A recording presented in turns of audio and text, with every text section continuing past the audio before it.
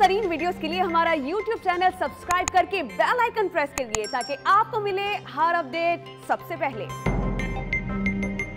Head lines آپ جان چکے ہیں اور تازہ اور اچھی خبر آپ کو دیں کہ پاکستان کو ریکارڈنگ کے معاملے میں بڑی کامیابی ملی ہے۔ برٹش ورجن آئی لینڈ ہائی کورٹ نے پاکستان کو بڑا ریلیف دے دیا اور اس حوالے سے پاکستان کو اپیل کا حق مل گیا ہے۔ اس پر ہم بات کرتے ہیں ڈان نیوز کے نمائندے اور چیف رپورٹر ثناء اللہ خان سے۔ ثناء اللہ خان، آپ ہمیں یہ بتائیے گا کہ پاکستان کے حق میں کیا اہم فیصلہ آیا ہے اور ٹی ٹی این کمپنی نے جو درخواست دائر کی تھی اس سے متعلق بھی بتائیے۔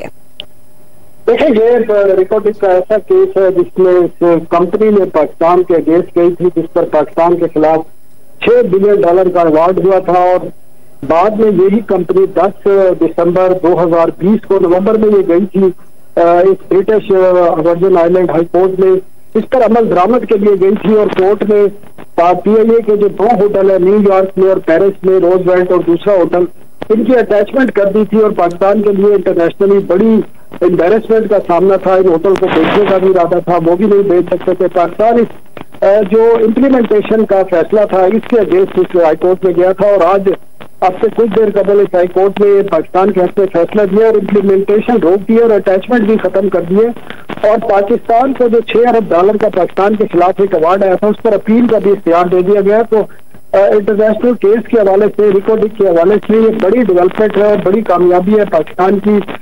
جو لا ٹیم ہے جس میں کچھ انٹرنیشنل وکلاء بھی شامل تھے، اس میں بڑا اہم کردار ادا کیا۔ وزیر قانون اور اٹارنی جنرل آف پاکستان نے اس تمام کیس کو فالو کیا تھا، اور اس حوالے سے انہوں نے مختلف جو انٹرنیشنل وکلاء تھے ان کی بھی خدمات حاصل کی تھی، اور یہ کامیابی حاصل کی ہے۔ یہ ایک اہم کامیابی سمجھی جا رہی ہے۔ بہت شکریہ ثناء اللہ خان، آپ ہمیں اپڈیٹ کر رہے تھے۔